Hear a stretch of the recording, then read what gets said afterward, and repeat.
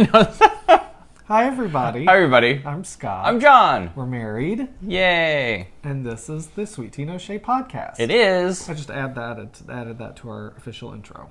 Okay. In case you were confused. Yes. Um, This is a knitting podcast. It is. A knitting. It's not a podcast, but it's a knitting show on YouTube. On YouTube about knitting and stuff And things. and products. Yes. What was I going to say? We are very glad that we have gotten to build our community through this YouTube show. That is the whole point of why we did this. And so, it's been a few weeks since we've done this. Right. You were saying something about people in community building. Oh, yeah. Just that. No, so the reason that we do this is because a couple of years ago on a whim, I really loved other podcasters and I wanted to do this. And now I'm distracted because is the coffee maker on? No. No, it's not. It's fine. So I was inspired to do this and mainly to just meet other people. And it's crazy how many people we've met through this. I mean, I don't know what I would do without the group of people that I'm Zoom knitting with on Thursday nights. I don't know. It's just so wonderful. And also, you know, we recently crossed over about 5,000 subscribers, and that's never been the goal. We're not you know, trying to build subscribers, trying to, you know, build viewership, any of that. In fact, some might say we almost try to do the opposite sometimes. I feel like, why would anyone watch this? Right. But it's all about, for me, it's all about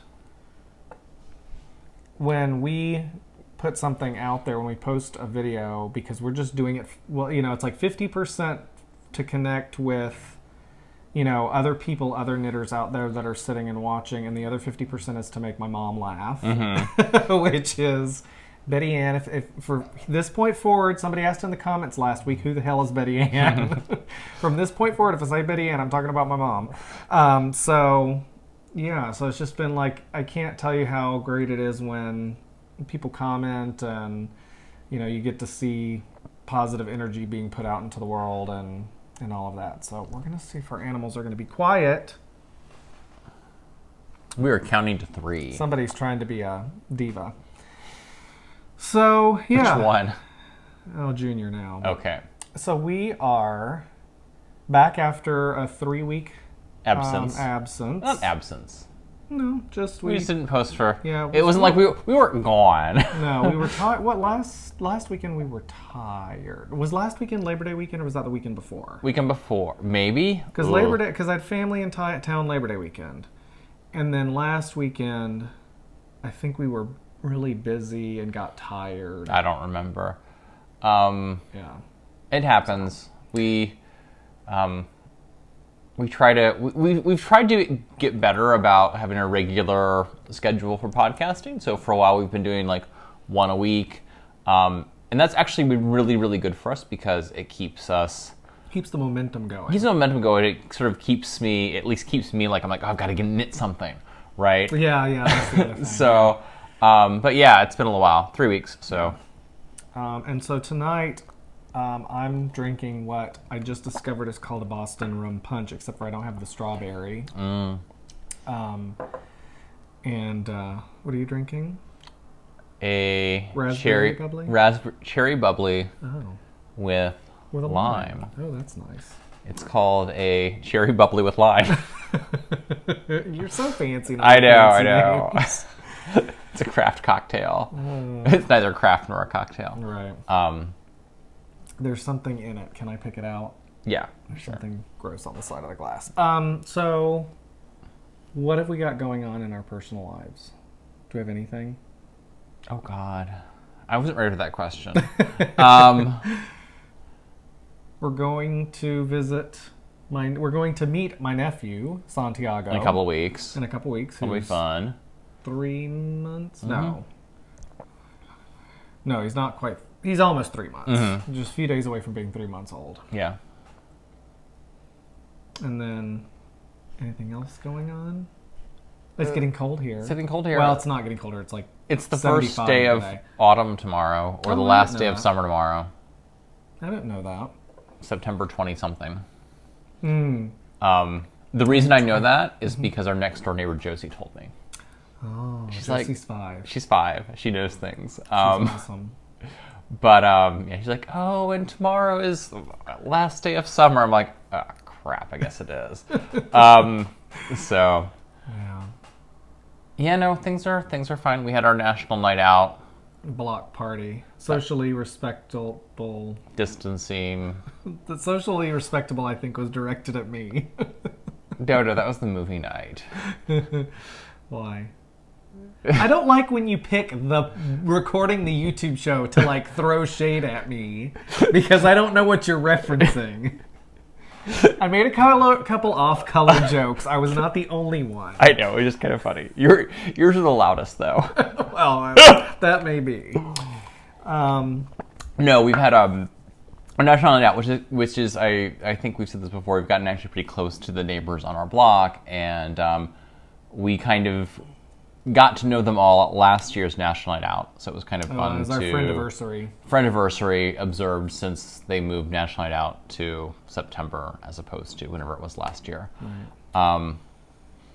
And it's interesting because talking to other people like my mom and dad and stuff like that, like I think there are a lot of communities where, and I mean COVID and the pandemic is one thing, but I mean even in prior years, like they didn't even know it was National Night Out. Yeah. And it's kind of a big deal in Minneapolis, I think. People really try to make it happen. Community is such a big deal here in Minnesota, so.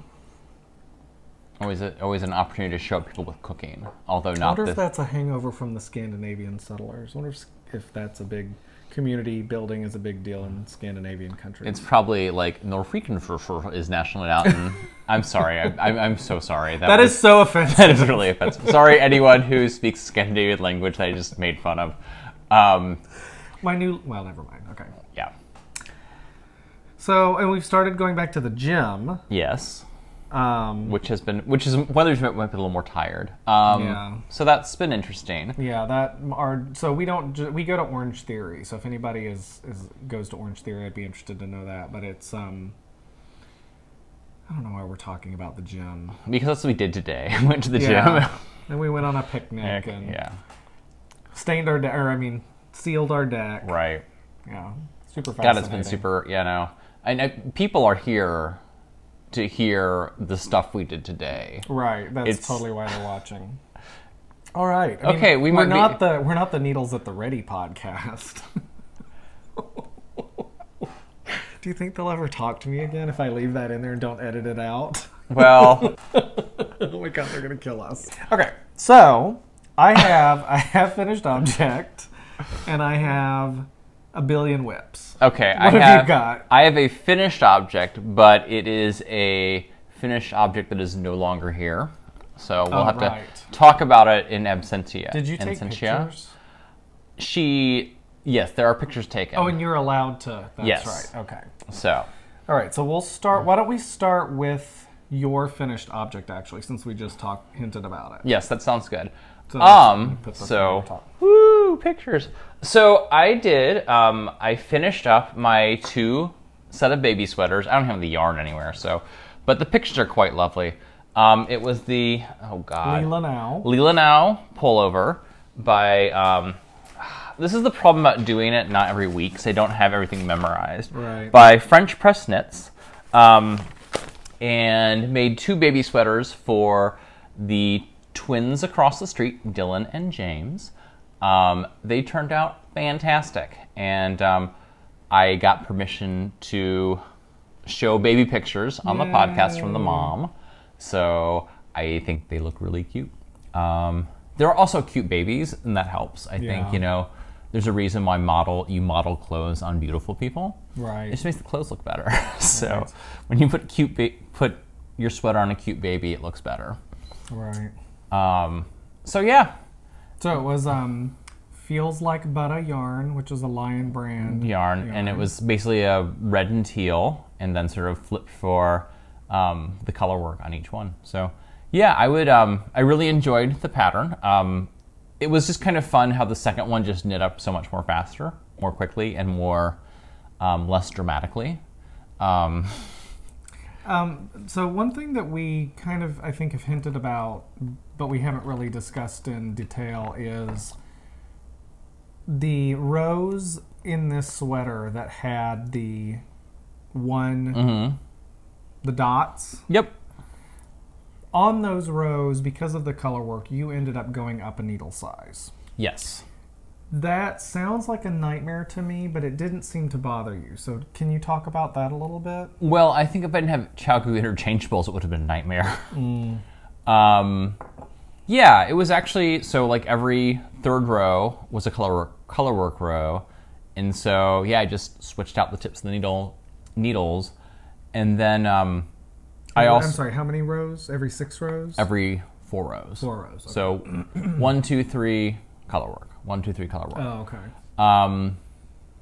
Yeah, it wasn't bad. I mean, I think I was also when I was doing the color work, I was doing the main color throwing and the color work Portuguese knit. And so I had to basically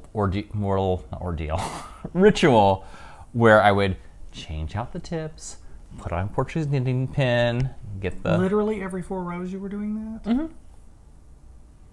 So, okay. It was... Let me understand this. Let me help me help you. Uh-huh. You will throw your knitting, not literally. You will verbally throw your knitting project across the room when a stitch is too tight. But you literally change the needles and switch to Portuguese knitting every 4 rows of that sweater without complaint? We've been together for a decade and I still don't understand you. What my specific triggers are? Yes. What your specific triggers are. If I know what I'm doing and I'm comfortable in it. If you're in control. But if something's going and wrong. Everyone is bowing down to you. That's not always the case. But if I'm doing something and it's being predictable. It's being predictable, and I can sort of figure it out. It's not a problem. It's when I'm in the middle of something I've never done before, and stuff isn't working the way I think it should. That's when I get frustrated. Yes, I know. I've seen it. Yes. So, but anyway, these sweaters are lovely. I'm trying to think They're for babies, and we should knit for babies. I think what my triggers are related to that. I guess I don't really have triggers. I'm just so pleasant all the time. Yeah. That's lovely you think that. Yeah. Yeah, so would you knit this pattern again? I've thought about it. I might. I think I wouldn't mind having a sweater like that for myself. Oh, that's right. You talked about doing it for yourself. You were talking about even in the same colors, or were you thinking? Oh no, I would never wear those colors. They're hideous. No, that's not true. After you just gifted them to babies. Well, God, girl, those sweaters are hideous. I'm gonna have to give them to Dylan and James. No, they're a little. You know me. I'm not a big fan of like bright colors. Those are both bright colors. Yeah, that's true. Which are super cute for babies, but like I'm more of a muted color palette, earth tones, blah blah blah. But I might do it. We've got some blue and gray that I might do. I don't know. We'll see. I don't think I would enjoy having to swap out the needles every 4 rows. I just don't think I would enjoy. I think that would be so distracting to me. Because to me, no. Okay, here's we're gonna talk about this. Great. No. So Bring it on. For me, swapping out the needles every 4 rows makes it less of a monotonous slog. I'm like, it's been 4 rows. I can do some color work and switch needles out, as opposed to, like that whole. I think that's why. Well, we can talk about this with my socks later, but like with sock knitting, it's like. And for me, miles and miles of stockinette is like dreamy. Yeah, I need something to break it up a little bit. Yeah. So yeah. That makes sense. It's kind of like a self-striping yarn or something like that, where you look forward to the next to the change in the repetitive. And you can see with the color, you can see like, oh, I've made this product, so I've gotten this many dots ahead, type thing.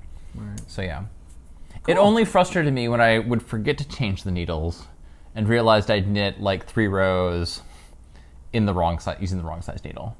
Or right. when... But you did that, but it ended up not being a big It was deal, fine. right? Yeah. Or when... So you had these sort of 4 needle tips. They're ChiaoGoo needle tips. And I actually had a little system. I had a pouch, and the back part of the pouch was the 6s, and the front part of the pouch was 5s, right? What would happen sometimes is they'd all get mixed up, and I'd try to either have to like hold them up to the light and read the little very hard to read number on the ChiaoGoo needle thing, or try to see which are smaller by touch. So right. And I know we're going to hear about this in the comments. You do know that there's that gauge thing with the holes in it, and I know you know about that. Yeah. Somebody's going to say, but there's these things with the holes in it. Yeah, but sometimes when you're knitting, you just want to like just... Well, because you'd have to like go find that thing. Right, exactly. Yeah. And sometimes my knitting kit is together as it should be. Right. Like everything's not my fingertips. Speaking of which, we were just watching, speaking of Needles at the Ready, we were just watching the most recent episode of Needles at the Ready, which is Kevin and Ray, and if you guys don't watch them, you should. They're awesome. And Kevin talked about the fact that he buys notions and doesn't use them. I don't like. I feel like I use a lot of notions. I feel like I overuse notions. Right, because Ray was talking about in fact how he puts the needle stoppers on every single project. Yeah, I mean, I'm sure there are notions we don't use, and those are at the bottom of the barrel, right? You know, they sort of sort themselves out because they don't get used. They sort of go down to the bottom of the sediment. Like I even like to buy those lotion things and put those in the lotion bars and stuff that you could. I don't use them that much because I keep buying them and then I don't like the scent. I gotta find a scent I like. But do you know what I'm talking about? It's like the solid bars. It's kind of like soap, but it's actually lotion. Sure. Okay, keep going. No, but yeah, I feel like we use a lot of notions. Yeah. In fact, we need more. Yeah, I mean, so one of the projects that we're working on right now, it's like we have 300 stitches on the needle, and we've put stitch markers every 20 stitches. I guess I didn't need to use the ones that opened to do that with. No, but it's a lot easier when it's already cast on. Yeah. Yeah, well, yeah, exactly. So okay. I digress. Okay. Long story, not so long. So yeah, the baby sweaters are awesome. I may do another one. I'd never done a bottom-up sweater before. My other two have been top-down, so that kind of took the fear. So the nice about bottom-up sweaters is it's like... You get the boring part out of the way first? Yeah. And so then you're like... And you can do the sleeves in advance. I guess you can do this. No, yeah, you can do the sleeves in advance. So when you're ready for them, they're just ready to go. Like you can knit them separately in advance? Yeah, because you attach the sleeves. Oh. Why can't you do that in a top-down sweater? Because you knit the sleeves from the sweater. There's no attaching the sleeves. No, I mean, when I knit the... Well, yes, that's... Oh, yeah, I see what you're saying. Yeah. Because you pick up the stitches and then Yeah. knit the sleeves. Yeah, that's true. Okay. Yeah. All right, well, let's... can we transition? I guess. Okay, well, your time is up. So my half-finished object is the sock. It's pretty. So I'm knitting these socks for me. My habit is to knit a pair of socks for me and then a pair of socks for someone else. And I washed all of my socks the other day, and it's amazing the pile of hand knit socks that I have. Well, the nice thing is it's finally, as much as we complain about it being cool, it is nice to be able to. I feel like there's the September 15th, you can break out your hand knit socks. See, and I wear the... Well, of course, you don't have shorties. No, I don't. And see, I wear the shorties all summer. Yeah, I need to start doing that. Yeah. Having you make me shorties. Yeah, yes, I will do that. This is the Rose City Rollers pattern, which I think most people who knit socks have probably either done it or heard of it. It's on Ravelry, and I can't remember if it's a paid-for pattern or not, but it's if it is, it's like a couple dollars. But it's the Rose City Rollers pattern, which is a shorty sock pattern, but what I do is I don't do You just do a leg. I just do a leg. So I'm sorry, I was trying to remember the pattern. The pattern is a top-down pattern, and what it does is it has you knit some, which ends up rolling down, and then it has you do the heel flap and gusset, and the gusset decreases down to the toe. What I do is I start with a 2x2 rib, and then do a leg, and then do follow the rest of the pattern. But I have it memorized now, so I don't actually look at a pattern anymore. But this yarn is the one of the Princess Bride kits from Trilogy Yarns. I'm trying to see if I have the ball band in here. But it's the so Nancy Trilogy Yarns has a monthly Princess Bride sock subscription, which I tell you, I just signed up. Did you re-up? I re-upped for another 3 months. I didn't. I thought it was like a short thing, but she told me that it's actually ongoing, perpetual for now. And so I bought in, or I re-upped, and yeah, I don't have the ball band in here, but re-upped for another 3 months. This is the Buttercup colorway, which matches Princess Buttercup's riding dress in the movie perfectly. So of course the mini was the brown that I did the heels and cuff in. And then I think what I'm going to start doing with most of my knit socks is use up, because I have a billion skeins of gold yarn. If you've been watching our podcast for a while, you'll know that story. But yeah, so I'm going to do gold toes for most of my hand knit socks, because it's fun, and it's kind of like it's my signature now, and also it's a good way to use up all that gold yarn. There was one more thing I was going to say about this. One thing I don't know if, well, I'll show a close-up, but one thing is I have a tendency, because when you knit this pattern, you put, just before you do the heel flap and gusset, which I think is probably all heel flap and gusset construction, but I end up putting them from a 9-inch circular onto DPNs. And the first row of the heel flap you end up knitting around, and then you start the heel flap. And I always forget, and I do the first row in the contrasting color, so I always end up with a stripe of the contrasting color in there. So in the second sock, which I just started the heel flap on, I've remembered not to do that. So, but because mine just has you turn.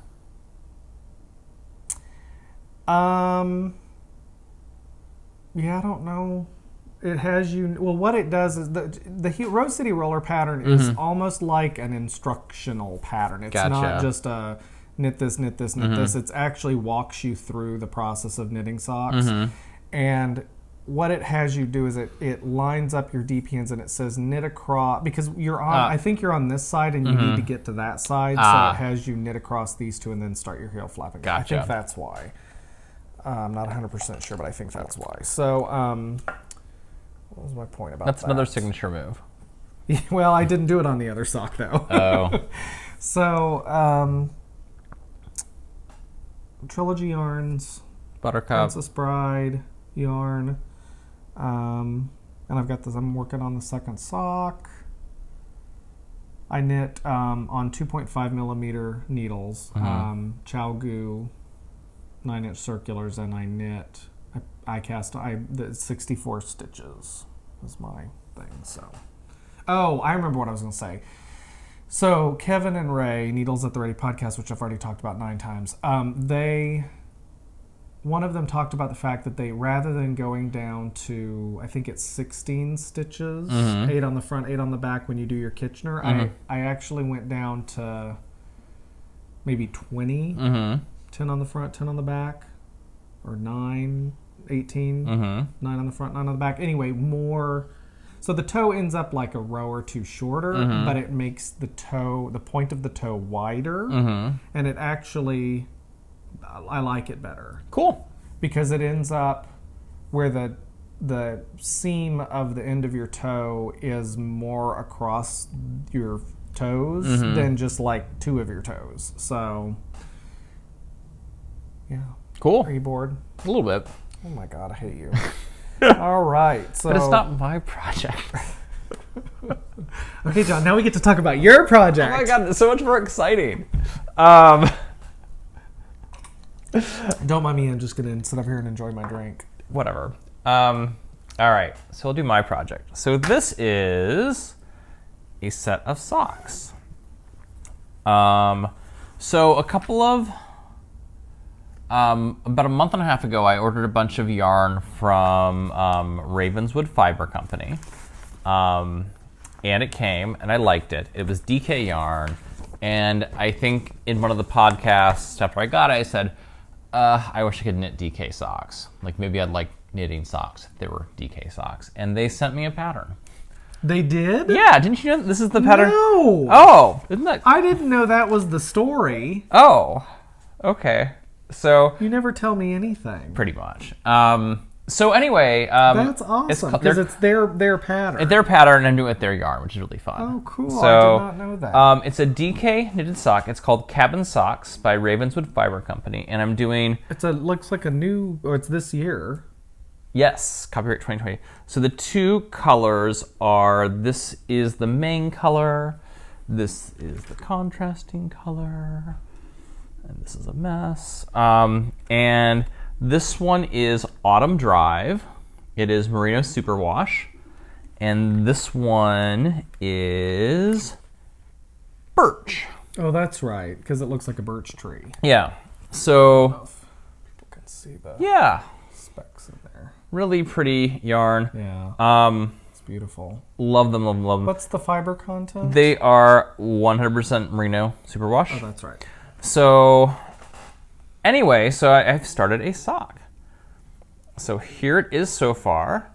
So I'm loving the way this knits up. You know, what's interesting is you cannot tell with this caked up the way that it is. That's beautiful. Yeah, I feel like this is the most autumny of autumn colors. Yeah. Like, yeah, it's, what is it called again? Autumn Drive, and yeah. Oh, sure. That makes sense. So it's got those grays and oranges, and it's just a very warm, cozy color. I might have to do this pattern. I never have thought much about doing DK weight socks. Yeah. But, I mean, obviously in Minnesota it would be nice to have Yeah, DK for weight sure. socks. And then there's a contrasting stripe right here at the top, which I really like that. I feel it almost looks like a... These colors that are so close, like the speckles in this match the gray in here. Yeah. So I feel like it looks really good. Like this almost looks like self-striping, maybe. I don't know, probably not.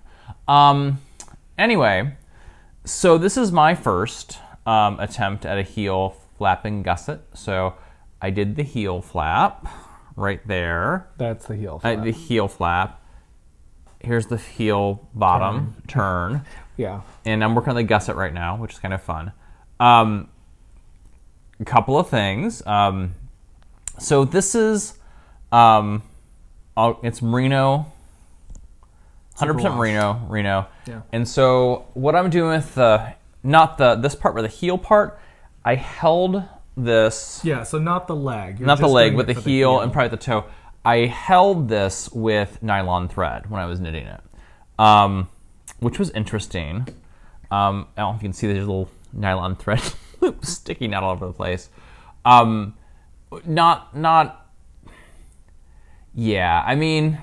That's not, I mean, no, okay, so Do people- whomever these socks are for, that person's not going to care about that. No. I just wonder, like... The socks are for me. They're for him. They're for Scott because he's got a short foot. But I have tiny feet, therefore you get to get my first attempt.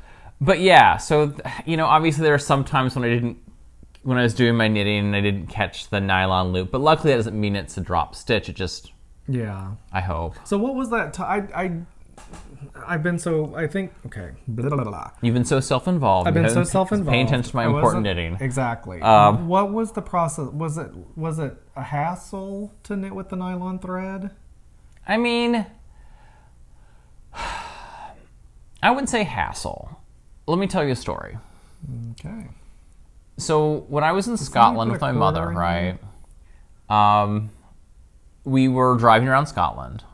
And I was driving a stick shift on the wrong side of the road. You're telling the story as though it's a Betty Ann update. No, this is an actually true story. So I was driving. This is actually true. I was driving a stick shift on the wrong side of the road, and there were a lot of roundabouts. Right.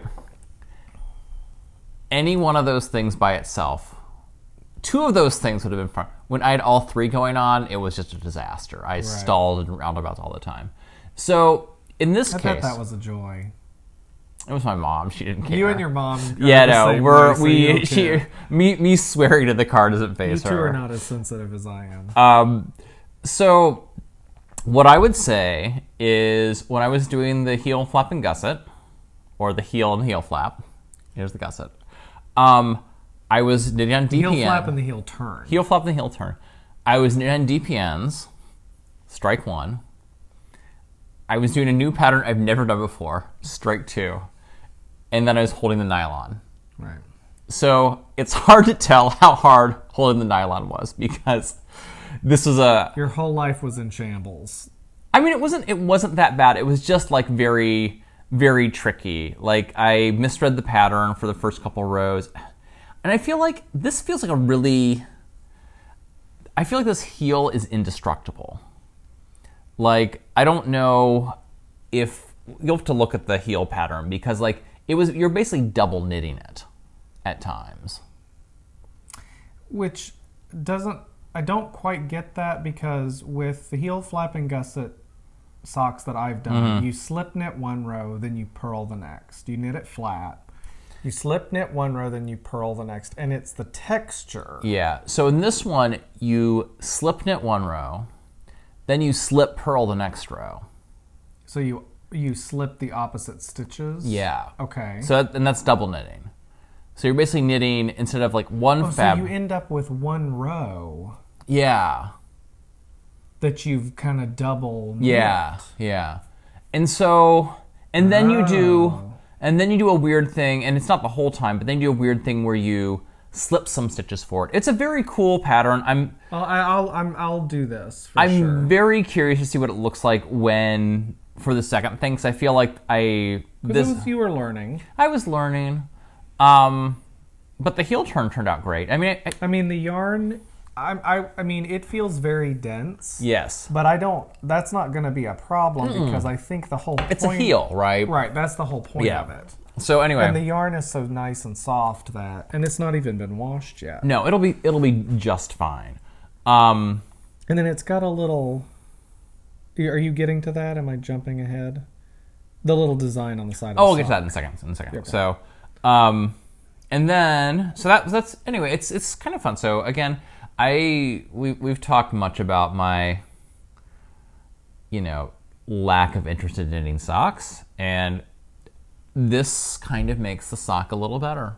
Cool. The fact that there is an interruption in the middle, and also in this one, there is a cable detail in the front. So that also... And that's one thing I've never done is knit socks that are not vanilla. Yeah. And I do feel like maybe it's because I'm a more complicated person than you are, that I kind of need something more in my, just that plain... You know what they say? That plain vanilla sock. I need a little more. You know what they say about that? Only boring people can be bored. Just saying. I'm just saying that maybe boring people are entertained by boring things. Anyway, I don't think I've heard that one. No, it'll catch on, I'm pretty sure. So anyway, thank you to the folks from Ravenswood Fiber for the pattern. I really like it. I'm excited to, again, I'm doing the gusset now, which is fun. Do you do slip knit on one side and knit two together on the other? Yep. Yeah. Yep. So I think you kind of have to because you need the decreases to lean. Yep. So yeah, I've just started that, and so I will eventually get to the rest of the foot, and then knit for however many inches your foot is, and then do the toe. So is the birch going to be the toe as well? Mm-hmm. Yeah. Cool. I figure, and you'll hold the nylon with the toe. Yeah, I think so. Yeah. And you just got this spool of nylon off of Amazon, right? Right. I thought I was buying. Here's the thing. I didn't look at the dimensions. Yeah. When this came in the mail, it was a lot more spool than I thought I was getting. This feels like it should go to an industrial sewing machine. Right. All I want is a little tiny spool, but Right. we will never use that much nylon thread in our lives. So. Nope. Anywho, that is Unless we start knitting with a bunch of superwash DK yarn and need to use it. Yeah. All right, so my next project is the next thing that I'm working on, and actually I haven't worked on this quite as quickly as I had wanted to. But you will, because we have a deadline. Oh, that's true. I have a deadline coming. We also have a long car drive. That's true. So I am knitting the Jerry the Musical Monkey, which is a stuffed animal, and I'm knitting it for my new nephew, Santiago. And I have knit, these look like tulips, but they're arms. So I've knit the body and the two arms. Fun. So this... Wait, I thought that was actually, it's like this. So the body is actually the body and the head. I was about to say. Yeah, so his mouth will go like right there, and I've got to knit legs for him. I don't think he... Does Jerry have a neck? No. Okay. No, just a face, just a little face that bumps up. He's a weird little stuffed animal. Okay, I was just asking. And his arms and his legs are not stuffed. Right. They're kind but of... the hands and the feet are, and the body and Right. the head, and this part is, but not... So the child can just grab... I think someone said that Yeah. so the kid can grab the hand and just drag the monkey all around the place, which I think Right. sounds awesome. So you can kind of see from this, but this is the main color, and this is the secondary color. So the main color is Malabrigo Rios, which is in the colorway... Oh, that's right, Piedras, Piedras, which yeah. means stones. Yep. And then that's this, and then this pink, kind of rosy pink. Oh, this is the one that's just a number. Mm-hmm. 51.95. Gotta love 51.95. Well, you know what I didn't realize? So this is Barocco Vintage. I didn't realize that the content of this is 52% acrylic and 40% wool and 8% nylon. I assumed it was superwash merino. But it does. I mean, it doesn't matter. It's nice yarn. Yeah. I just had not looked at that before. The Malabrigo Rios, I think, is 100% superwash merino, Yeah. if I remember correctly. Yes. So this is in my Rusted Stitch bag, which I just went and looked at her Etsy shop, and she's taking a break. So, bummer. She has such beautiful things. I know. But yeah, so I've gotten 2 arms. So I think I've kept... Oh, I know what the problem is. I needed either the needle tips or the cords or both for my Knit One and Done knit along. That's why I stopped working on this. See notions. Notions. You See, never Kevin, have too many. I don't think he's probably considering a needle a notion. You can never have too many number 4 needle tips. As we've just 4 to 7. 4 to 7s, you have to cannibalize them for projects. That's Yeah. Well, and so with that sweater I was knitting, the baby sweaters, I was knitting 4, 5s, and 6s all at the same time, because What were the 6s for? the 4s were the ribbing. Oh, and then the 5s were For the the body, and yeah. the 6 was the collar. Yeah, so I was using up lots of tips for that one. Right. I would put the 4s back, but I would go find them again and take them off projects when I needed them. Mine. Yeah, if you pretty remember much. correctly. You said I could. I did say you could.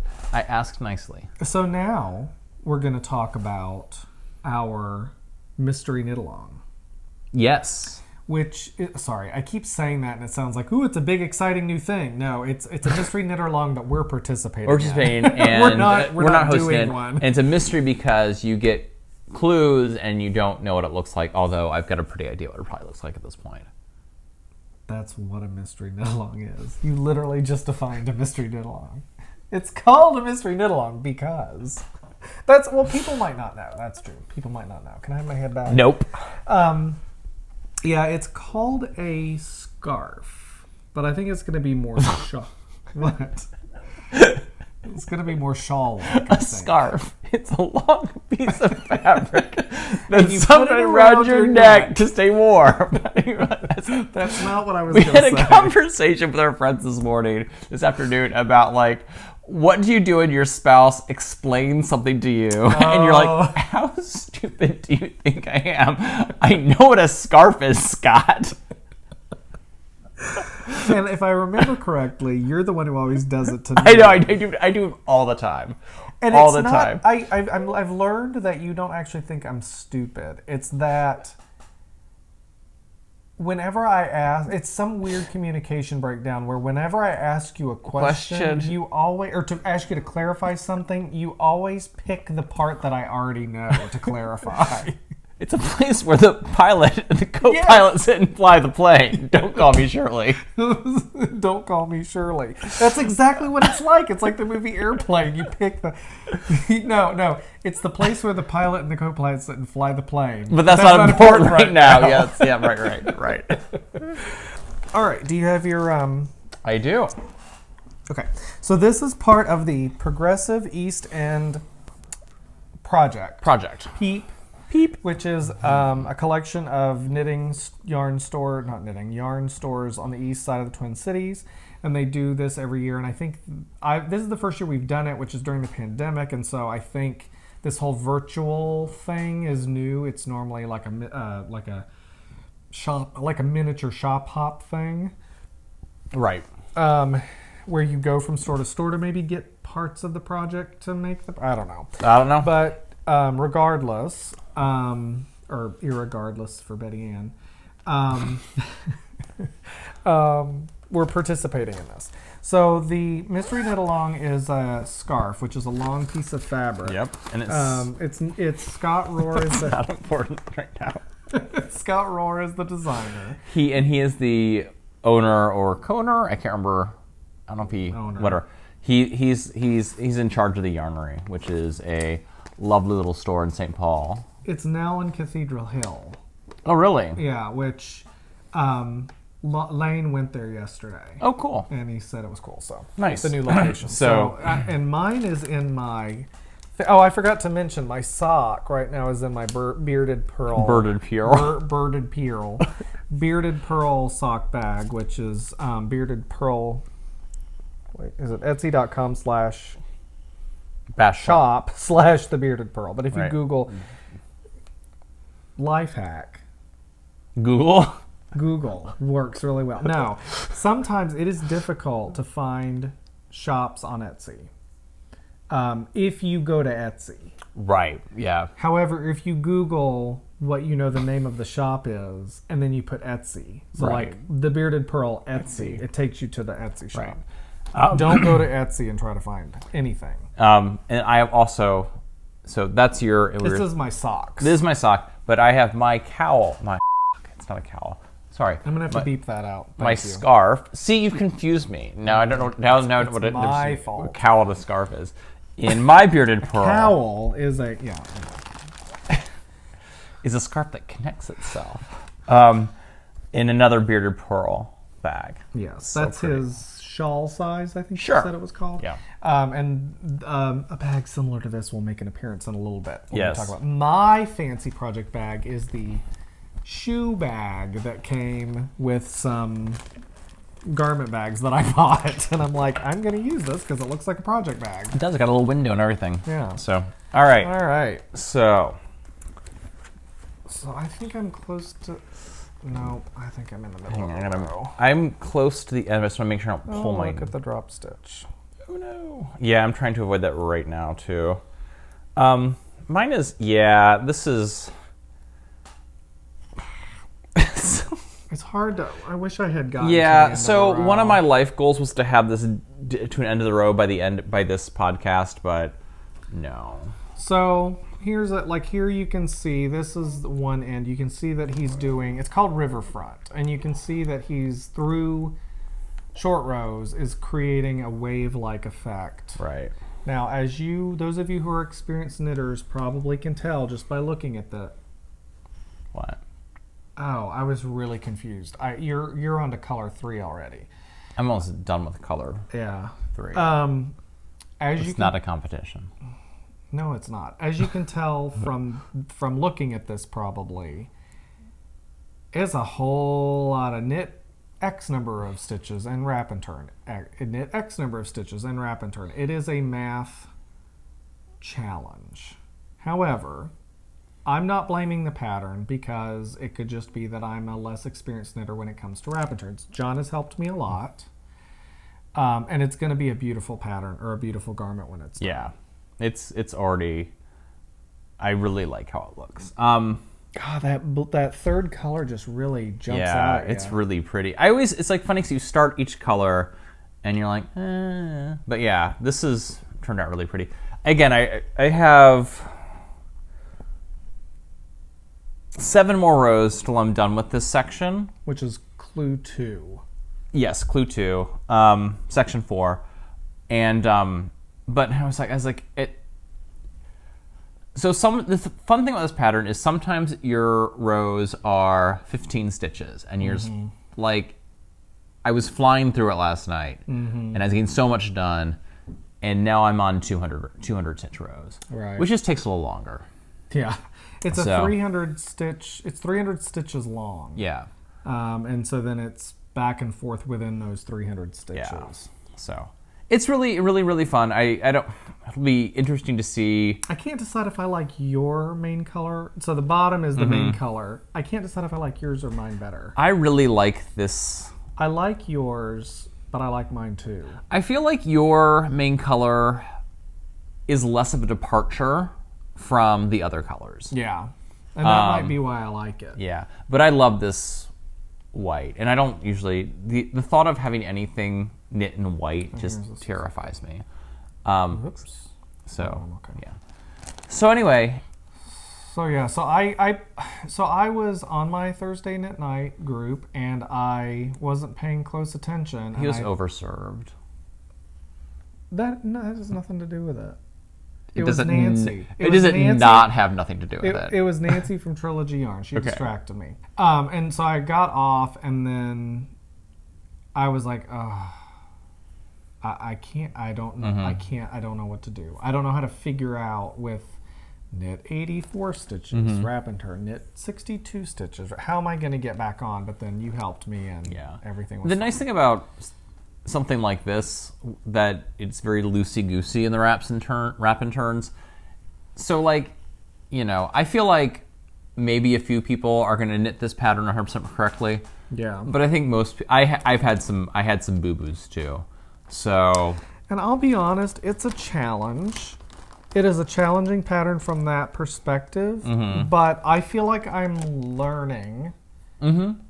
So wrap and turns I've not done a lot of. I've done short rows, but not wrap and turns. Right. And then the other thing I'm learning is how to keep track of those short rows in a larger project. Yeah. So, and it's going to be beautiful when it's done. So when I was very intimidated when we sat down in the first row was knit or cast on 300 stitches. Repeat 18 times. Yeah, repeat 18 times. I always forget that part. Yeah. And then the other thing is that he had you put stitch markers every 60 stitches, and then John recommended every 20, and that has made all the difference. Yeah. So. Yeah, I just can't count that well. I do my shortcuts. You have to use your fingers and your toes. I know. Well, that's what 20. That's 20. So more than that, I gotta start doing counting other stuff, which gets weird. Right. Yes, that would be weird. So, anywho, so the next clue comes out on Thursday. So this last time I was way ahead. You're way ahead, and you were caught up, and this time I will be. So that's exciting. I think I'm gonna. Oh gosh, I want to knit everything. I'm having one of those. I think it's probably because of the cooler weather. I'm having one of those. I want to knit everything. Yeah. And I want to knit it, and I want it to be done right now. Yeah. Yeah, I've been. So I'm gonna do it. Oh, I'm sorry. Before I forget, somebody asked about where they could get this pattern, and I'm gonna try to find that person and go back and respond to them in the comments. It's actually the crochet pattern. I'm sorry. They asked about the crochet pattern. Did they? I think, yeah.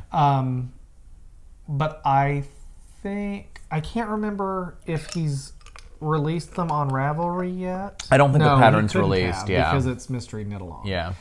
But my guess, if you are willing to wait 4 weeks, we'll be able to let you know.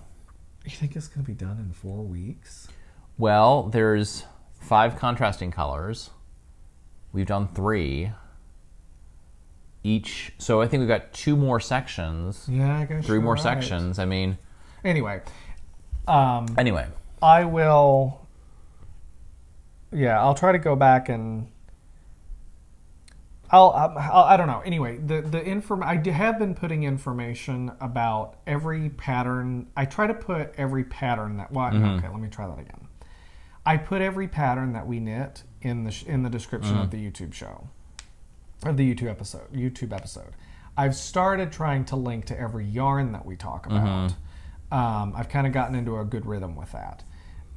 So having said that, you can find. I think I listed the Peep website for this one.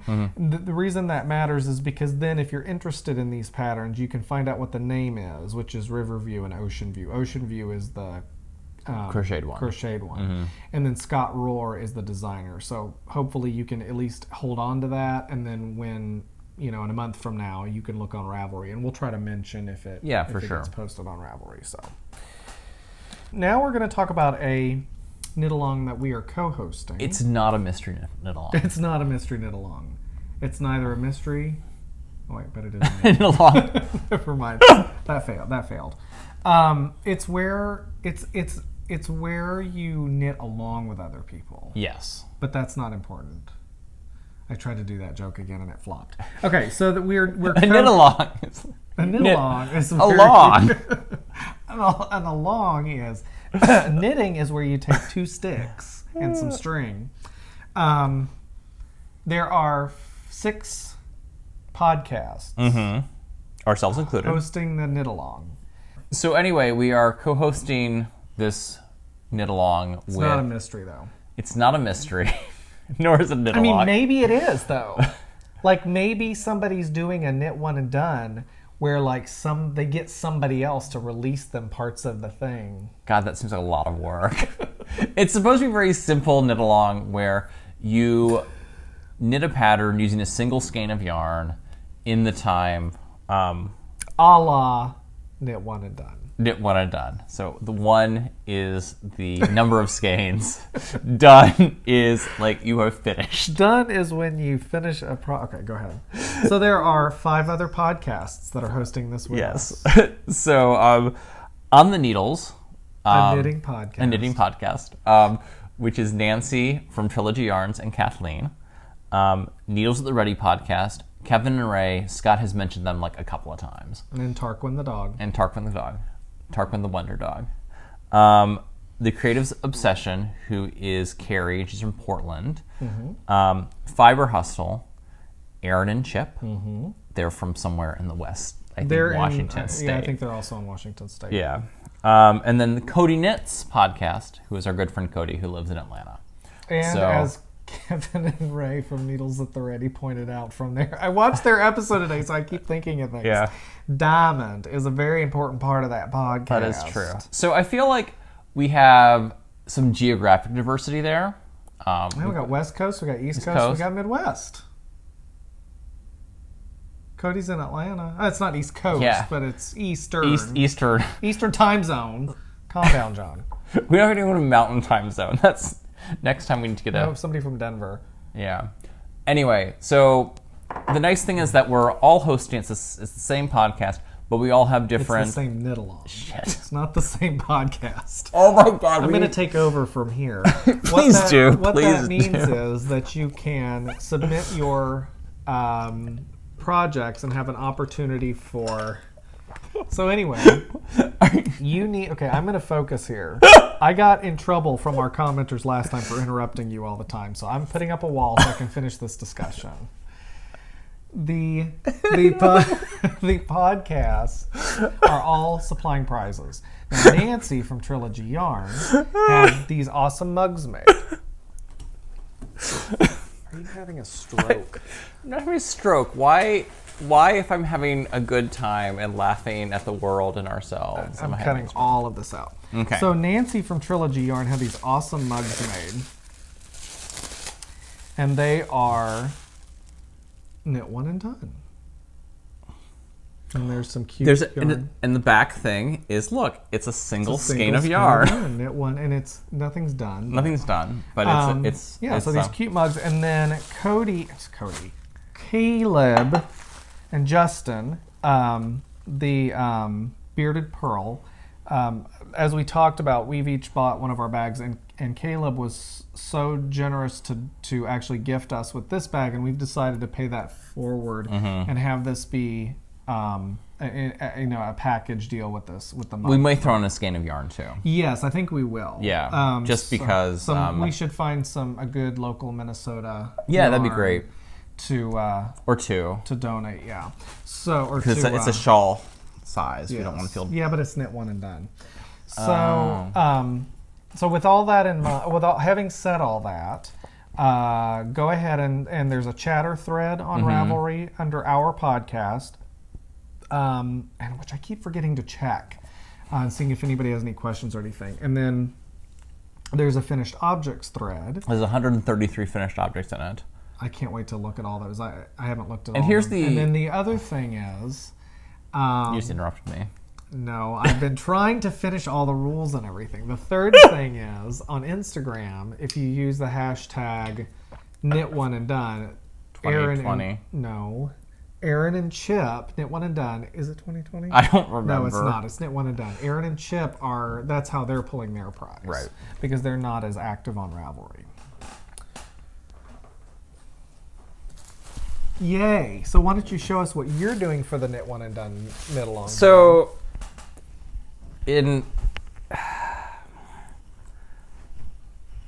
like rain on your wedding day, it's like hosting a knit one and done Ravelry knit along, and you don't finish in the time. So yeah, we have until September 30th is the end date. Oh God! And I'm never gonna get mine until September 30th. Oh yeah, no, I guarantee I will not. So I'm doing this scarf. It is called Caden, I think. Caden by designed by Kyle Konecki for Quince & Company. It's this lovely little scarf. I like it. It's a scarf. Shut up. That joke's not funny anymore. And here is the skein. It's in 2 parts because it was so big. It was like 200 grams, I think.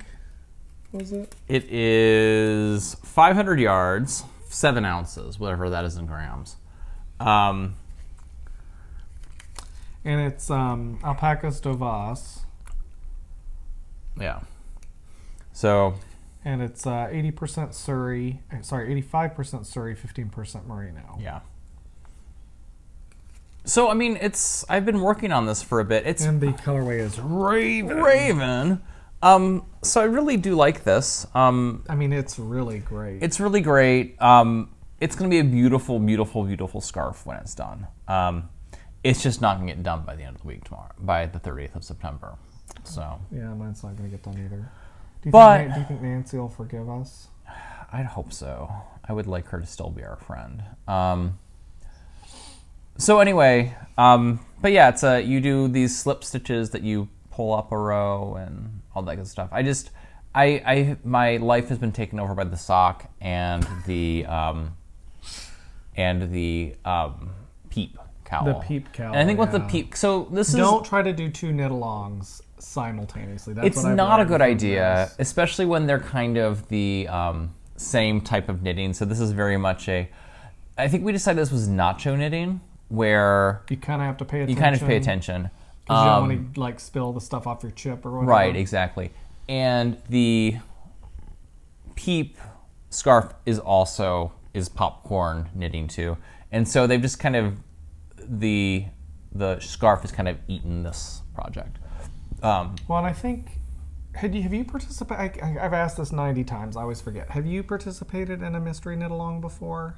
No. Like during the release? No. I haven't either, and that's kind of why we're drawn to do that, and so we've kind of gotten ourselves in a pickle. What the? Oh, okay, all right. That's just a place where the yarn's knotted. Anyway, but I still like the pattern. It's gonna be, I've got about, what, 1.5 feet right now? It's very intricate looking. Yeah. Like, I know you've talked about it not being that difficult, but it's very fancy looking. It is very fancy looking. It's classy. It's very classy. Very classy. So, I mean, it'll be a lovely little scarf when I get it done. Right now, it's kind of a dish towel. Yeah. Not even a dish towel. You'll get there. Okay, let me talk about mine. All right. Talk about mine. All right, so Knit one and not done on time. Yeah. I've talked about this before. I don't know where this bag came from. Cody gave it to me, but I don't know who made it. I should ask him, but all right, so I am using this beautiful yarn from Trilogy Yarns, and it's Midwest Sunset. It's 80% superwash merino, 20% nylon. It is her glamorous base. It's fingering base, right? Or sock? Right? I think it's, sock, because it's 20% nylon. Okay. And it is based on a picture that Ross from Smells Like Yarn podcast took from a plane. Mm-hmm. I think as he was arriving in Minneapolis. And so it is absolutely beautiful. And so my desire was to do this. Why do I have two things coming out here? So anyway, I'll figure out what's going on there. My desire, here, this is what's going on. Okay, my desire was to knit something with this yarn for this project, or for this knit along. And what I discovered is, and in previous discussions, you probably remember me saying that I wanted to knit a drapey cowl. Mm-hmm. And I knew I was going to do this. Somebody, I think, recommended one. And so, oh God, I don't even remember the name of the pattern. You don't have the pattern in there? So the pattern is Mira's Cowl by Bah Yarn, B-A-A-H. And Mira is her name.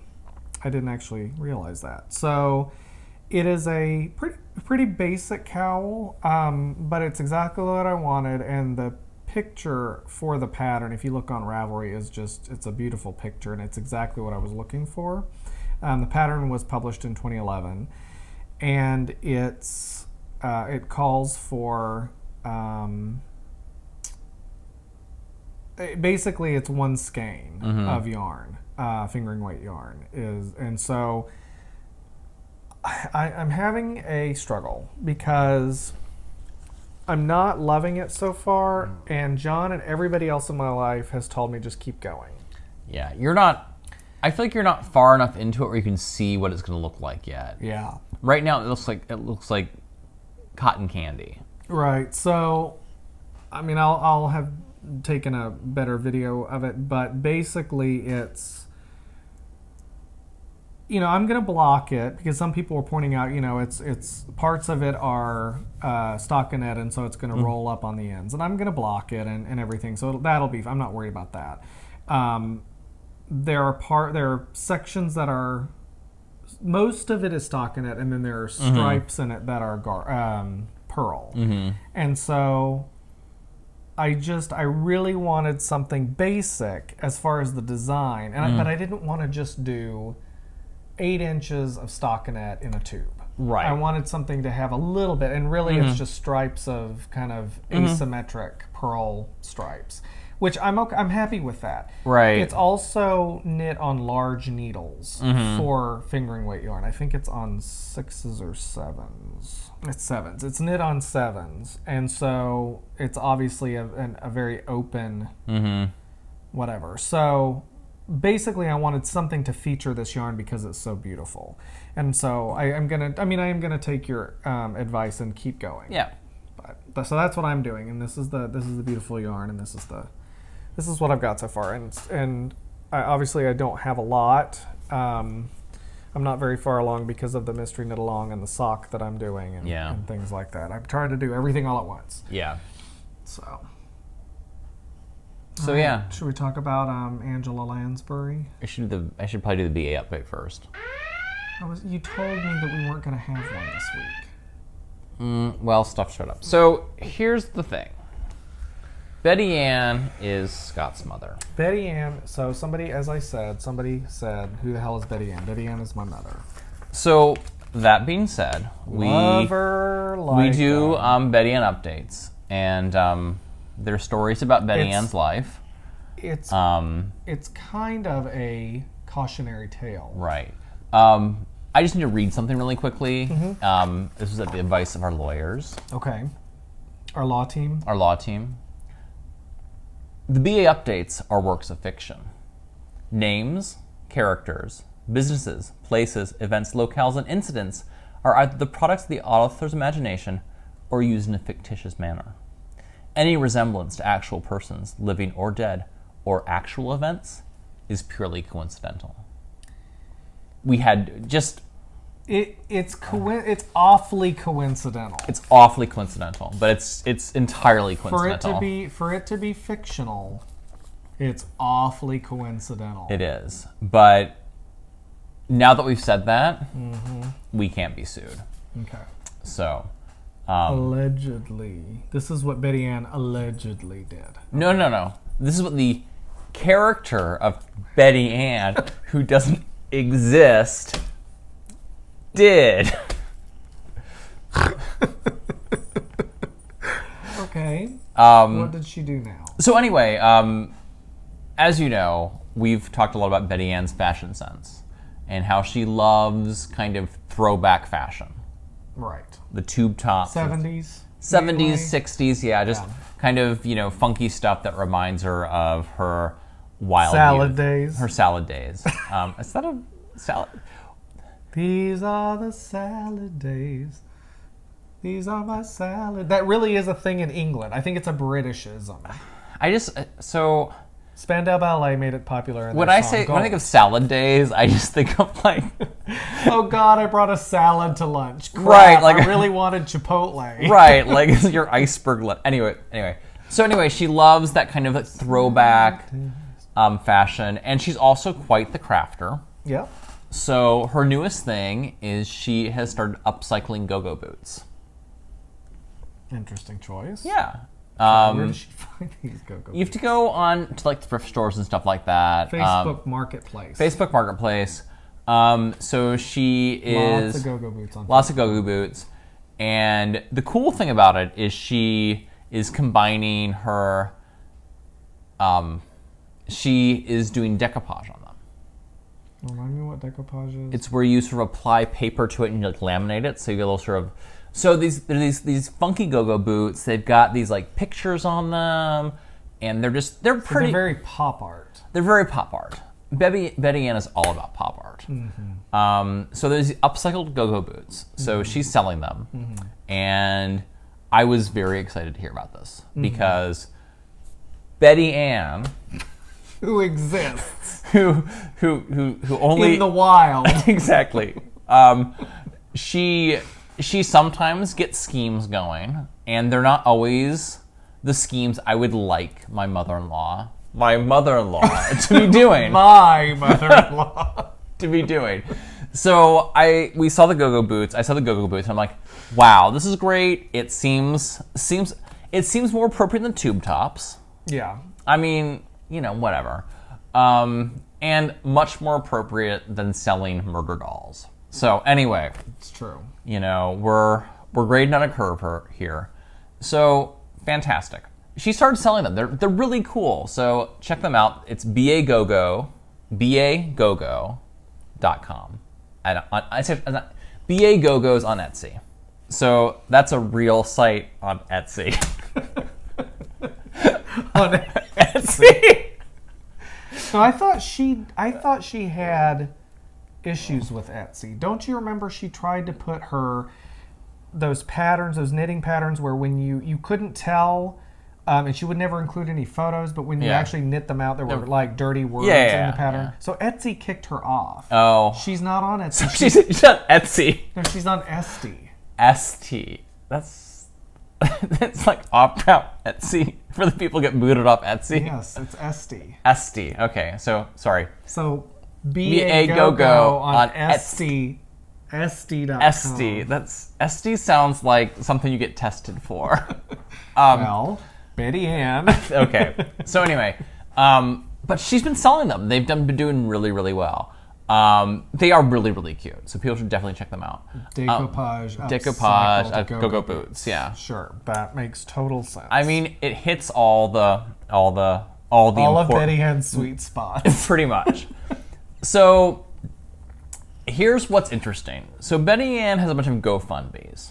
Like, they're all over the internet. Every day a new tragedy. A new tragedy or something that she needs. Give me money, I stubbed my toe. Exactly. I was taking the garbage down, and taking the garbage out, and I fell down and scraped my hand and got sepsis. God, I know. Anyway, go ahead. So anyway, we noticed there's a certain GoFundMe that started getting a lot of activity, like lots of donations. And it's like, that's interesting. So we fed them into the computer, the one that we use to track all of the BA activities. BA tracker stuff. Yeah, it's like the computer from Super Friends in the Hall of Justice. Yeah, I'm sorry. I don't mean to interrupt, but we have someone who has reached out. Kenneth has reached out to us, and she's a friend of Mom's. Okay. I don't know that because friend or victim. Well, see, Betty Ann doesn't watch our podcast, so Betty Ann doesn't watch our podcast. So, but Kim reached out to me, and she's willing to lead the BA trackers. Good. So the BA trackers have a lot of data points come in, and so we would feed them into the BA tracker computer, so we can show trends. And I noticed that sort of at the same time that she started selling these Go-Go boots, that this one GoFundMe started really taking off. Okay. And then I noticed that the location where people donating from would be in the same location as where she sold Go-Go boots in. Okay. So she would sell a pair of Go-Go boots to someone in Dallas. And there'd be a spike in donations. In Dallas. There is no there. What is that about? Gertrude Stein said that about somebody. Gertrude Stein. So anyway, so I'm like, oh, that's cool. So that means that must be that she sells the Go-Go boots and like acquires a fan, and they get sucked into the Betty Ann Amway Vortex model, and they start supporting GoFundMes.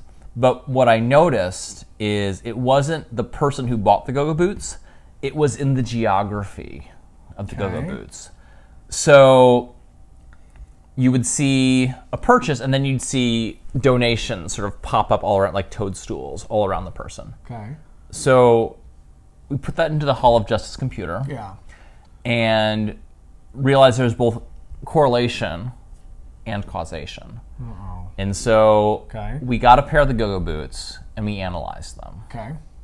And the decoupage is arranged in such a way that when you walked into the Go-Go boots, they put out subliminal messages to support the GoFundMe. So, if it's not one thing, it's another. Why doesn't she use her powers for good? Like, well, is it the squishing of the glue? I'm puzzled now.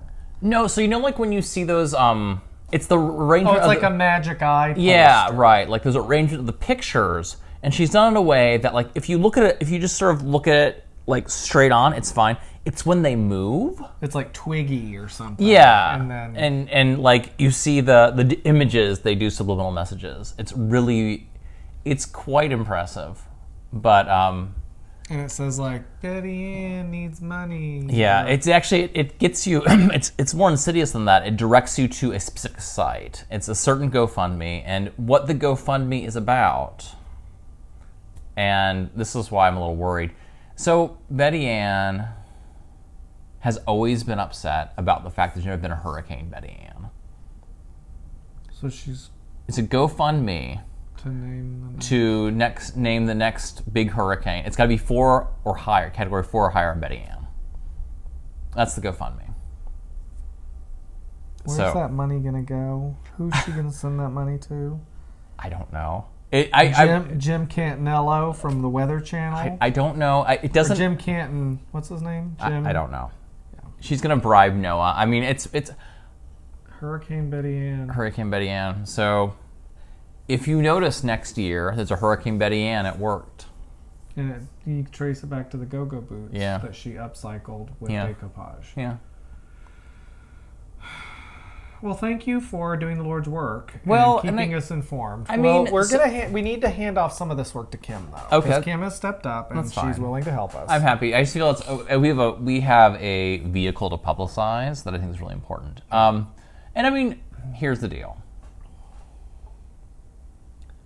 On a scale of like 1 to 10, with 1 being everyday activities and 10 being selling murder dolls. This is a solid like 6.5. So like, I'm concerned, but I'm not super worried. Like, I mean, it's no prenatal Poncherelli. I mean, I feel like subliminally putting messages in your things to have people give you money, I feel like that's kind of illegal. Illegal.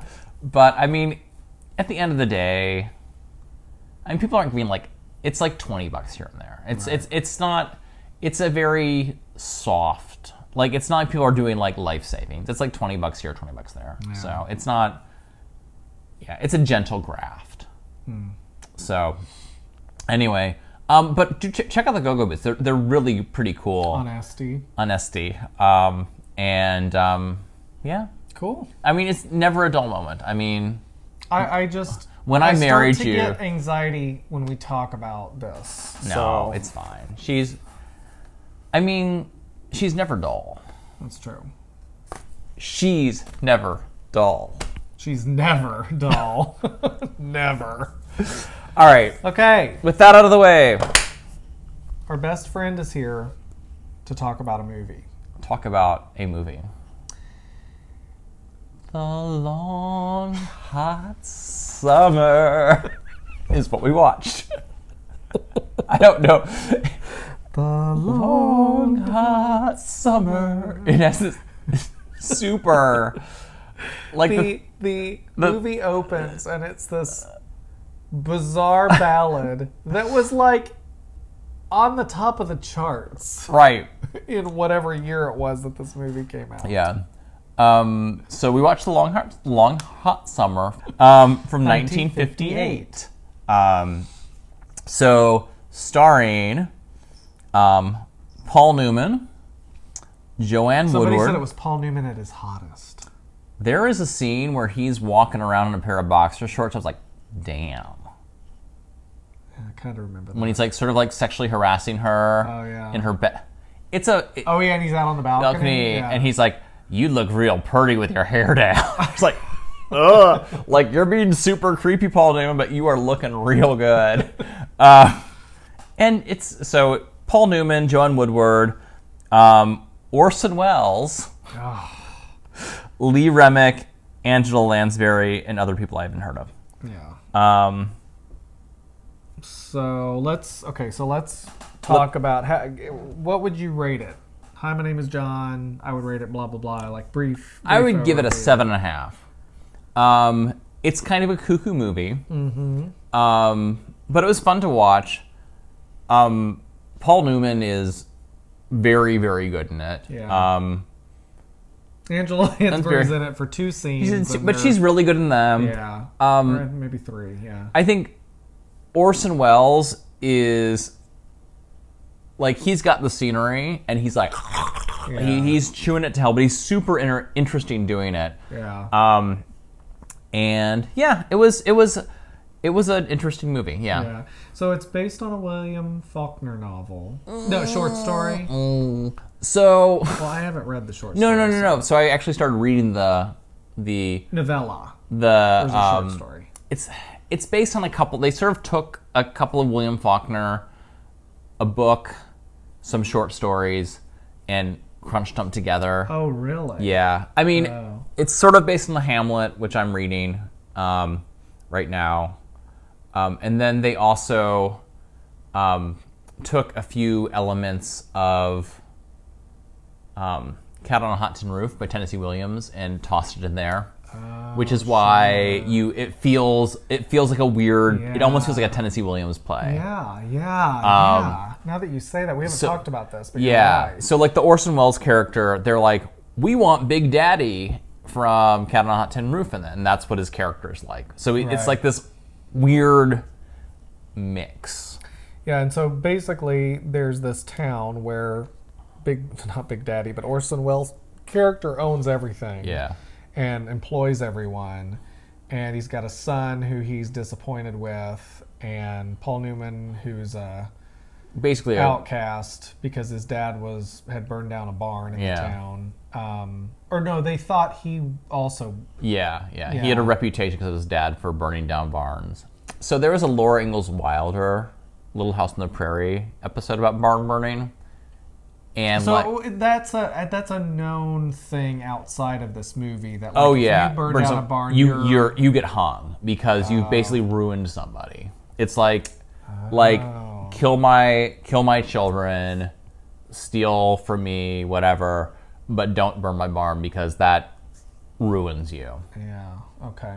In the Laura Ingalls Wilder movie, they thought someone did it, but Albert might have knocked over a lantern and done it instead. Who's Albert? Albert is like late Little House on the Prairie, where like Melissa Gilbert got a little too old to be cute, and they started bringing in like new kids. Oh, was this like the cousin? What's his name on Brady Bunch? Yeah, but except he's there for a while, and and then Shannon Doherty was brought on too, and I think Jason Bateman. I mean, it was like this whole like we need cute kids now because Melissa Gilbert is like 22. Right.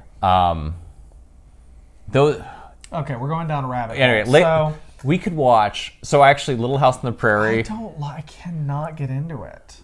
Maybe you need to. No. It's just it's a cuckoo show. Like the plots are there are at least. And I get mixed up because of Highway to Heaven too. Very different. I know, but it's but both the of same Michael guy, Landon. right? Michael Landon. Michael Landon. Yeah, like there's like in the late they start like making them like Albert becomes a drug addict. There's a whole thing where like it gets dark towards the end. There were like what 9 seasons? 9 seasons, and like I was going through this. They have them all on Amazon Prime, I think now. So I was like, ooh, I could watch that sometime. Because I watched some on reruns when I was a little kid, right? So it was very formative. That's how I learned about right from wrong. Don't burn barns. Michael Landon did such good work. He did. Teaching kids right from wrong. Yeah. So back to our Angela Lansbury movie. So, where the hell were we? I was just kind of giving an overview of what this was about. And then, so I haven't given my review yet. Okay, I'm sorry. I would give it probably a 7 out of 10. It started off and I was like, where is this going? And then you realize, like a Tennessee Williams play or like a William Faulkner novel, like it's all about the characters and their interactions with one another and revealing their eccentricities and weirdness in relation to one another. Yeah. And so it was... Nobody in this movie has any healthy coping mechanisms. None. And they all have damage in different ways. Yeah, Angela Lansbury's character, who's like the jolly widow, who is... Oh, here's what's funny. So she is 1958, so she is 33. Well, we haven't gone through our Angela Lansbury checklist yet. Okay. I'm trying to bring structure. I'm to sorry. Everyone, I am for some reason I am all over the place tonight. I'm not sure what's Usually going that's on. my role. So yeah, maybe we just switch seats. Yeah. So so let's go ahead and do the Angela Lansbury checklist. So she was 58. She was 33. 33. Playing a character where there was no concern about her getting pregnant. Yes. So That's a good way to put it. So her character was carrying on with Orson Welles' character. And there's all this stuff about That's the most southern thing I've ever heard you say. carrying on. Carrying on. Angela Lansbury's character was carrying on with Orson Ms. Welles. Minnie Littlejohn was carrying on with Will Varner. And so there's this whole thing, and like they eventually sort of get together and she marries him at the end. But he's all concerned about his legacy and his children. And so there's never a thought that he's going to have children with Angela Lansbury's character. So she's definitely playing older. Playing like probably late 40s. Again, with the age thing. So, However, so she was 33 playing like a woman in her late 40s. Orson Welles... she's probably, late 40s. Late 40s. 50s. Orson Welles was 41 playing a 61-year-old character. That's right. 'Cause So he was so unhealthy. He was, Well, and he was the character was supposed to be... And they had made him up to be older looking too. Yeah. But he was, He did not look like he was... There's all kinds of like weird stories about like he had being abusive to people on the set and not being a good egg. Yeah. Well, and they all talked about the heat. Yeah. In filming this movie. And, right. And they talk about the heat in the movie and a long hot summer. So there were no cats that I remember. There were not. I don't remember any knitting. I don't remember knitting. She had, I think, last billing, or was she? Yeah, she was at the very end of the billing. Yeah. Which was fine. Like that was not. She. I feel like her billing was correct in the number of lines she had. Yeah, not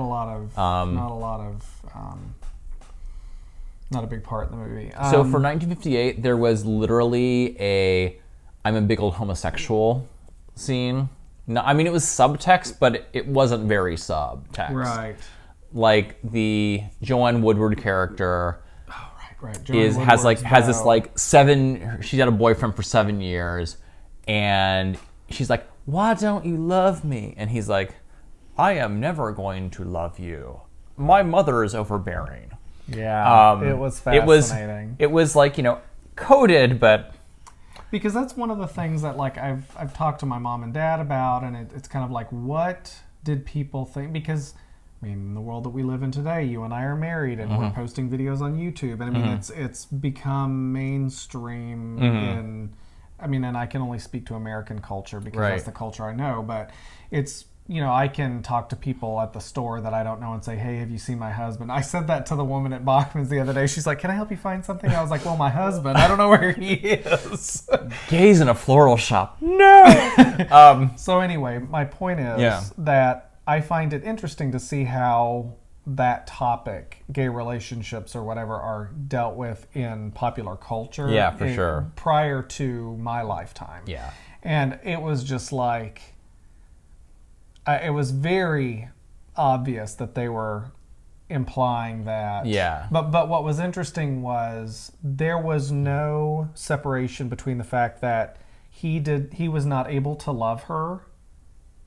There was no separation between that and the fact that his mother is who he is truly. I mean, it was almost like an Oedipus complex. Right. But it was definitely implied that he was a homosexual, a confirmed bachelor. He was a confirmed bachelor. He always dressed very neatly. Mm-hmm. And I mean, I'll be honest, like, scummy Paul Newman versus scummy Paul Newman. Super rich, white. I mean, he was fine, but scummy Paul Newman was the better choice. Yeah, for sure.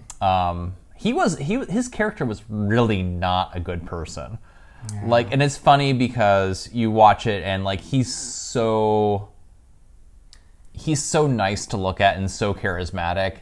Like he'd be in these conversations with Orson Welles' character, and I'm like, oh my God! Yeah. They just talked about like, we're gonna force your daughter to marry me, and it was a business deal. Right, and you're like, okay, yeah. And she's like, and like she goes along with it, not. Well, it's that whole thing that you're willing to forgive people, or you're willing to give people more leeway when they're attractive. Yeah, for sure, and charming, and charming. Yeah.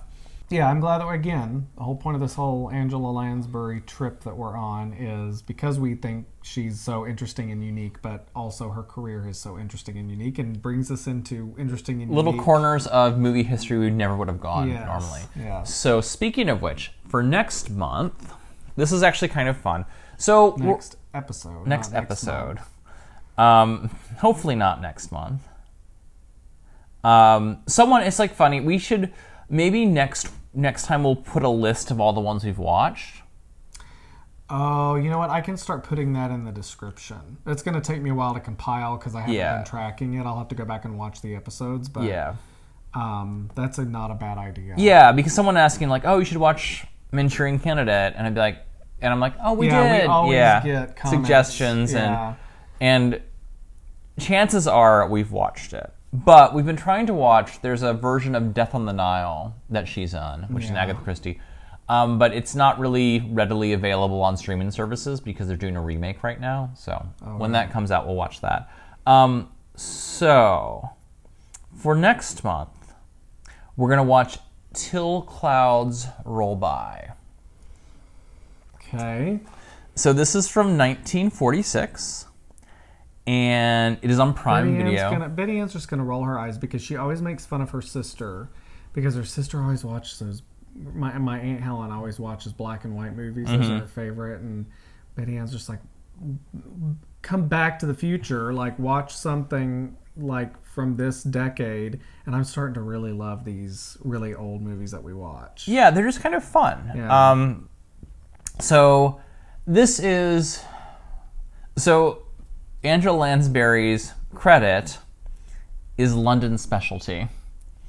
So she's way down there. So calling this a movie is kind of a bit of a stretch. It's basically, This is the collection of songs. yeah, by who is it? Jerome Kern, the guy who did Showboat. Oh, okay. So I guess MGM owned all of his music, and they're like, let's do a biopic. And so the biopic has like people singing a lot of his songs and stuff like that. Okay. And so Angela Lansbury is the London Specialty singer singing one of his songs. Okay. But apparently it's pretty good. And they do like a mini, like a short version of Showboat in it, which would be kind of fun. Cool. So who Are else? there any? Yeah, I was going to ask. Are there any really well-known people in it? June Allison, Oh, Judy Garland, no way. Lena Horne, Lena Horne, Dinah Shore, Tony Martin. Frank Oh, wait, Sinatra. Tony Martin's not who I thought it was. Never mind. Gower I got Dean Martin. Oh, Gower and Tony. Champion. Sid Charisse. Like, basically, it was MGM, I think, taking, like, we've got all these people who can sing and dance. Let's just take 2 weeks to make a movie with them. Yeah. So, Fun. yeah, I think it'll be fun. So, again, it is Till Clouds Roll By. Till the Clouds Roll Till By. the Clouds Roll By. 1946. Do we know if it's on a streaming service? It's on Amazon Prime. It's on Amazon Prime. Okay. So, speaking of Amazon Prime and other streaming services, I just want to give a shout out to my new obsession in life. Oh yes. So, HBO Max, which is one of the many streaming services that we subscribe to because we need them. Because we could subscribe to all of them and it's still cheaper than cable. Yeah. And we got HBO Go for Game of Thrones, 8 years ago, Yeah. and we've just never bothered to cancel it. So, anyway, there's a show called The Great Pottery Throwdown. The Great British. No, well, British is in the title. I looked. Oh, okay. I thought But it is. I mean, it's basically the British baking show, but instead of making bakes, they're doing pottery. It is awesome. I've never seen you get that deeply obsessed and want to binge watch something. It is so good. I mean, It is. It's good. it's the baking show, but there's plenty of baking show type shows, and I think what makes them interesting is like there's a real craft pottery, and it's a craft I know nothing about. Yeah. So like, You and I can go bake a cake and participate in the Yeah. process of baking. yeah, Pottery is not as easy. pottery. I made a really terrible vase in 7th grade art. which I wish I still had because it was it had like a triangular base, like a pyramid base, and then like spirals of clay on top. And I thought it was so cool because being like super unique, it looked like crap. But I remember the glazes. You put the glaze on one color and come out another one. Yeah. So the oxides. anyway, so if you have HBO Max, I super recommend it. It's super fun. It has made me this weekend there's been a lot of news. It's been a little stressful to hear and stuff like that. Yeah. And so I've just been retreating to pottery. That's a good place to retreat to. Exactly. So I think we've hit all of our notes. I think we've hit all of our notes. Anyway, Thank you guys again so much for watching. We love it when you guys comment, even though I don't always respond. I try to always respond, but they come up on our phone and stuff when people comment. So yeah. It's wonderful to see those. So. I comment sometimes. I want to say hi to Rebecca Salisbury. Oh yeah, who is apparently my long lost Canadian cousin. She's not. We just have the same last name. Yeah. But it's always kind of fun. That made me laugh. I mean, we might be, or our ancestors came from the same part of England. Right. Is probably more likely. Right. But anyway, that was super funny. Yeah. Oh yeah, that's right. I forgot about that. All right. Well, thank you, everybody. We'll see you next week, hopefully.